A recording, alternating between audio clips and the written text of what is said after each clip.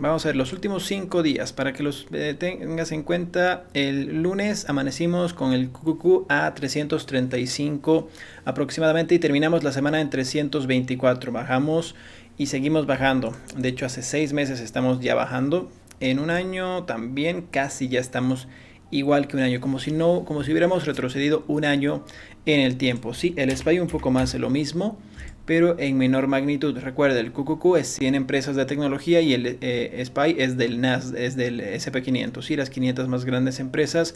Los últimos días empezamos el lunes en 428 y acabamos la semana en 420. Mira la volatilidad. Caímos hasta 415, nos recuperamos hasta 426 nuevamente, luego caímos hasta 416, luego nos recuperamos, luego caímos hasta 420, luego subimos hasta 427 nuevamente y luego caímos hasta 420. Está muy volátil la bolsa, entonces no hay que desesperarnos para poder comprar acciones. Nos va a dar tiempo para eso, ¿sí? Tengan cuidado con no desesperarse, ¿sí? Es decir, con no ser codiciosos en esta época o codiciosas, por favor. Nos da entradas, como te puedes dar cuenta, caída, subida, caída, subida, caída, subida, caída. En estos dos picos, 2 veces, casi 3 veces, de hecho, mira, 1, 2 y 3 veces en esta semana estuvimos tas con el tema del lunes. ¿Se entiende? Como amanecimos el lunes, 3 veces estuvimos igual y 2 veces estuvimos en aproximadamente 410, perdiendo mucho porcentaje de 430 a 410. Entonces está muy volátil, tengan cuidado, ¿sí? Abdel Haddad, ¿cómo estás? Buenos días, Abdel. Hoy vamos a ver algunas noticias y algunas empresas y sectores interesantes porque nos da tiempo y tranquilidad. No es como en la semana que estamos apurados de comprar y con miedo. Hoy es con calma y podemos analizar un sector muy interesante que es el tema de dividendos, ¿sí? Y también quiero analizar acciones contra la inflación. Tigresa 827, saludos desde Houston, un saludo hasta Houston. ¿Cómo estás, Tigresa? Michael Anton, ¿cómo estás? Buenos días, buenísimos días, Michael, ¿cómo estás? Bueno, quiero yo analizar el tema de la inflación, quiero analizar también el tema de empresas que te pueden proteger contra la inflación efectivamente en la bolsa de valores. Y de hecho el día de mañana voy a sacar un video acerca de paso a paso cómo Warren Buffett se está preparando para el tema de la inflación. Ya voy a sacar un video aproximadamente a mediodía mañana. Pueden revisarlo y vamos a revisar el tema de la inflación, en qué invertir, todo eso, pero hoy igual lo vamos a ver un poco a detalle, ¿sí? Es que si quisiera hacer todo en el directo, todo lo que yo quiero hacer, pues nos quedaríamos en unas 3 horas y tengo que ir a almorzar con mi familia, así que vamos a empezar. Sí, los mercados europeos cierran al alza con la crisis de Ucrania y inflación en punto de mira. ¿Cómo está el tema del...? Ay, perdón. No, vuelve. Tema del oro, del petróleo, está en 109 y 112. Estamos por encima de 100, no puede estar por encima de 100 por mucho tiempo porque el tema de la inflación nos va a perjudicar muchísimo. El tema del oro ya cayó por debajo de los 2000, eso está bien. Está demasiado preocupante si estaba por los 2000. Siguen máximos, pero no históricos, ¿sí? El tema de las criptos están subiendo un poco, ¿sí? En 1.11 en 2500 y Bitcoin en 39.000 prácticamente. Y estamos ahí. ¿Qué noticias nuevas nos tiene la bolsa de valores con respecto a la guerra el día de hoy? Vamos a revisar un momento. Eso sí, las fuerzas de Putin a 15 millas de centro de Kiev. Uf. Rusia dice que los convoyes de armas occidentales para Ucrania son objetivos legítimos. Las fuerzas rusas están a unas 15 millas del centro de Kiev según la actualización de inteligencia del Reino Unido este sábado, es decir, el día de hoy, lo que genera preocupación de que pronto podría ocurrir un ataque ruso a gran escala en la capital. Mientras tanto, las autoridades de Ucrania acusaron a Rusia de impedir la evacuación de personas de la ciudad portuaria de Mariupol, fuertemente citada en el sur del país. Las condiciones de la ciudad son terribles y los civiles no pueden escapar. Los alimentos, el agua y la electricidad son escasos. Y básicamente es por eso que la gente no quiere dejar mucho sus acciones, por eso igual las caídas de Facebook y de Google son entendibles por la demanda de monopolio que tienen, que básicamente cada cierto tiempo siempre tiene una demanda Facebook por monopolio o por mal uso de información. Entonces eso era de esperarse tarde o temprano, pero el tema de que haya bajado la bolsa es básicamente porque se están empezando más que todo a acercar a Kiev, pero yo creo que más que todo es por el tema de la inflación. Esta semana va a hablar Jerome Powell, tienen que decir la tasa de intereses y no sé si será 0.25, la verdad, porque el tema de esta inflación fuerte puede venirse y el tema del petróleo no se sabe hasta cuándo va a estar ahí. Ya están empezando algunas actitudes de personas que están en contra de la gasolina alta, obviamente todos de la energía. Entonces eso es bastante preocupante. Ya se vienen ese tipo de protestas en Europa, en España tengo entendido que la próxima semana ya hay una protesta. Entonces yo creo que básicamente ese va a ser el temor más grande de la bolsa en esta época. O sea, tenemos el tema de la pandemia que sigue ahí, ya pasó a segundo plano. Tenemos el tema de una inflación que se puede convertir en esta inflación. Tenemos el tema de la subida de tipos de interés que puede ser hasta 0,50 y ahí el mercado diría, hey, ¿qué pasó? Era de 0,25 y puede ser de 0,50. Vamos a ver qué dice Jerome Powell. La anterior semana habló Jerome acerca de subir la tasa de interés un poco y que está preocupado por el tema de la inflación, ¿se entiende? Entonces dio un preliminar para que tal vez, solo tal vez, la tasa de interés sea de 0,5 y no de 0,25. Cuidado con eso, vamos a ver cómo reacciona el mercado y además estamos al pendiente del tema del petróleo, del tema de la guerra y de cómo cae Kiev. Cuando caiga Kiev, porque básicamente va a caer, no sé cómo reaccionará el mercado, tampoco sé cómo reaccionaría el mercado en 0,5, así que tengan dinero en efectivo disponible para esta semana. Es importante que tengan puestos estas cosas de aquí. Por ejemplo, en el tema de Toro, venimos aquí. El tema de reentradas es súper importante en estas épocas, especialmente en ETFs, ¿sí? Una manera en la que podemos protegernos contra la inflación y contra toda la volatilidad que hay en el mercado es escalonando, ¿sí? Una de las maneras, ¿sí?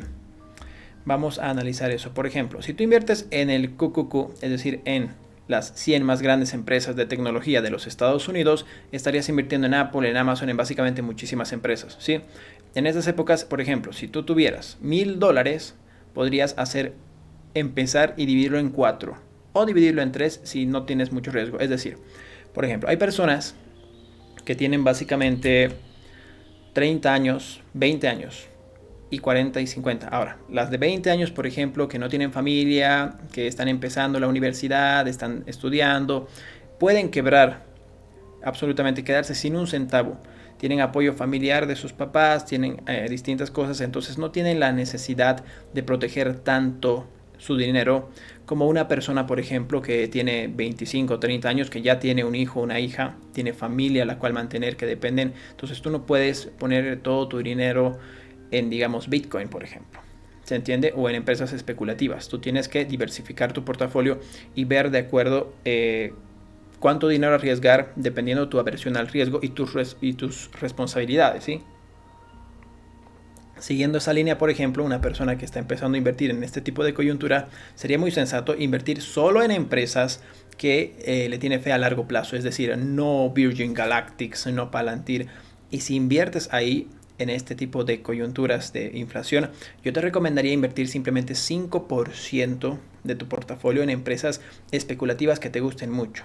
5, máximo 10%, es decir, un Bitcoin, un Virgin Galactic, un Palantir, un ARK Investment, un Zoom, este tipo de empresas. Tal vez PayPal, Shopify, que están queriendo entrar en esas porque se han visto muy perjudicadas y la competencia se les está empezando a comer, pues podrías entrar ahí, ¿sí? Con 5 o 10%. Esa sería mi recomendación para que tú empieces a invertir a personas que están empezando a invertir, ¿sí? Así que a tener mucho cuidado en ese aspecto.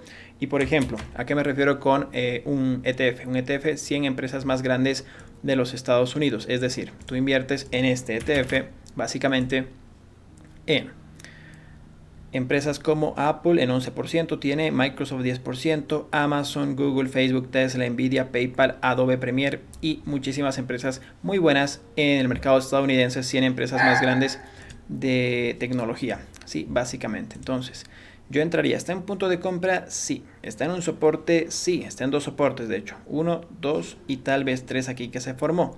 Rompió tendencia bajista, está en tendencia alcista, está en tendencia bajista. Entonces yo podría entrar aquí y escalonar sin ningún problema, ¿se entiende? Tú podrías después escalonar en 313, luego en 300 por un tema psicológico o directamente esperarla en 300 que tiene igual un soporte aquí interesante, 1, 2, 3 tal vez. La bajaremos un poco esta, perfecto ahí. Y luego en 265 aproximadamente. Tú inviertes aquí y tienes la seguridad de que a pesar de que estás invirtiendo en la bolsa y todo tiene riesgo, pues estarías muy bien diversificado o diversificada para poder escalonar tus empresas. Es decir, no tendrías miedo en absoluto de escalonarla, ¿sí? Y lo responsable aquí sería, aquí ponerle, por ejemplo, de tus $1,000, si tuvieras 1,000, si tienes 500, no importa, haces el tema de porcentajes, $1000 aquí, yo le metería, por ejemplo, siendo responsable en este tipo de coyuntura, siendo una persona, por ejemplo, que tiene un hijo, digamos, porque aún no lo tengo, tal vez sí. Aquí le metería unos, si tuviera responsabilidades y todo, tendría unos $300, le pondría aquí de los 1000. Otros 300 le pondría aquí y otros 300 aquí o 400 aquí porque ya ha caído mucho, ¿se entiende? Y en ese lapso de que sigue cayendo me da chance de poder tener y adquirir más dinero para poder escalonar mejor mis empresas, es decir, en este ETF en específico, ¿sí? Ahora, si tuviera $1000 solamente y quisiera invertir en este ETF, ¿sí? Ahora, si yo fuera una persona que quiere diversificar, también entraría en el SP500, ¿sí? Vamos a ver el tipo, el SP500 es básicamente estarías invirtiendo igual en algunas empresas de tecnología muy buenas, pero estarías invirtiendo en 500 empresas más grandes de los Estados Unidos, ¿sí? Básicamente está a buen precio, sí, y invertirías en Apple, Microsoft, Amazon, Facebook, Google, pero a diferencia de la otra tendrías Berkshire Hathaway también, tendrías JP Morgan y otro tipo de empresas. Si tienes también, en menos porcentaje como te puedes dar cuenta, porque 11% era Apple y 11% Microsoft, si no me equivoco, y Amazon también, pues tendrías un poco más de diversificación en el SP500. Sí, se mueven parecido, pero obviamente porque es de tecnológicas y son un poco más volátiles, el QQQ te da un poco más de rendimiento en promedio. En promedio, simplemente el SP500 te da aproximadamente de 8 a 10% anual si mantienes tu operación durante 10 años, aumentando una cierta cantidad de dinero cada mes. Vamos a revisar eso para que me entiendas bien, por favor. Nos venimos aquí y estamos en el SP500, ¿sí? Nos venimos aquí a Finanzas, y vamos a comparar su rendimiento con el QQQ a lo largo de los años, ¿sí? Nos venimos aquí a comparar con ¿qué? Quiero compararla con el QQQ. ¿Sí? Son ETFs que te permiten invertir en los mercados estadounidenses. Básicamente, los últimos 5 años, como te puedes dar cuenta, a pesar de las caídas, ojo a eso, a pesar de las caídas, el SP500 ha generado 77% y el Nasdaq ha duplicado en 146% en estos últimos 5 años. ¿Sí? Ahora, si tú quisieras ver, por ejemplo, en los últimos, vamos a revisarlo aquí. El SP500 nos venimos aquí y lo vamos a comparar con el QQQ los últimos 10 años, cómo le ha ido en comparación al SP500. Sí, los últimos 10 años nos venimos de aquí a un día. No, yo necesito a una semana. Entonces, aquí estamos, perfecto. Me deja ver, en 2022 estamos, 2012. Perfecto, estamos en enero del 2000, perfecto, estamos aquí, perfecto, aquí estamos.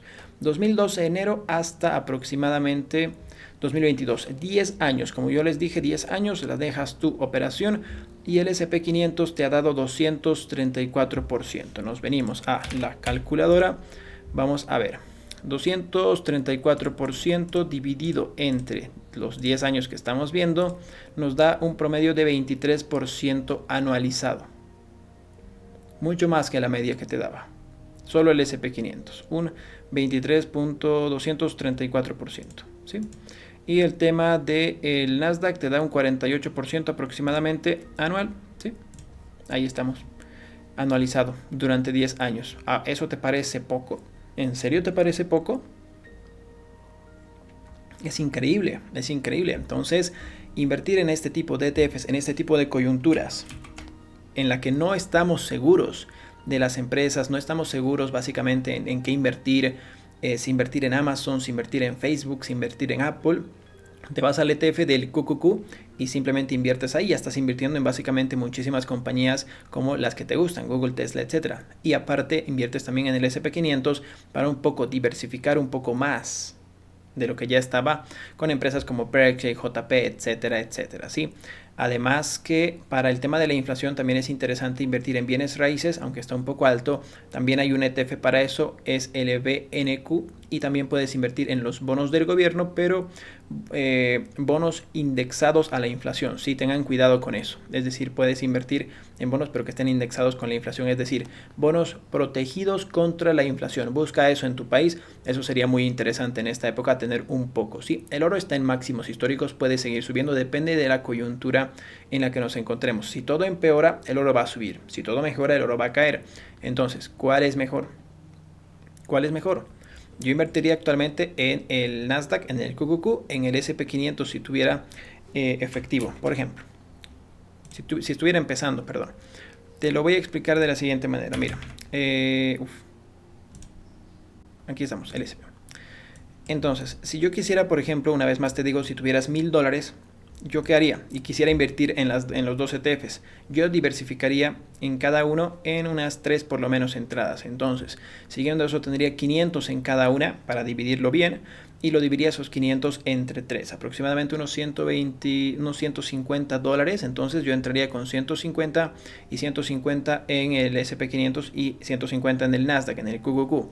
Luego escalonaría y en el transcurso que va bajando, como ya te he mencionado, iría poniendo más dinero. O sea, iría adquiriendo más dinero con mi trabajo, reduciendo gastos y todo eso. Aparte, algo muy importante que yo les quiero explicar, ¿sí? Cuando tú inviertes pasivamente en un ETF, mira, tienes 20% anual en los últimos 10 años en el SP, que está increíble, la verdad. En el QQQ un poco más lo mismo.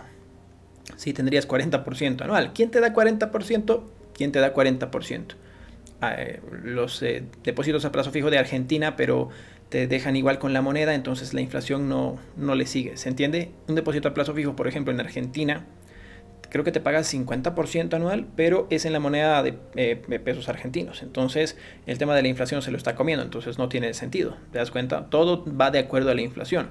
Si la inflación en tu país, por ejemplo, es de 25%, tendrías que ver, por ejemplo, aquí estarías invirtiendo en dólares, por si acaso. Invertirías en dólares, ganarías en dólares. Esa es otra parte muy interesante de invertir en la bolsa de valores. También puedes invertir por países, hay ETFs para países, ¿sí?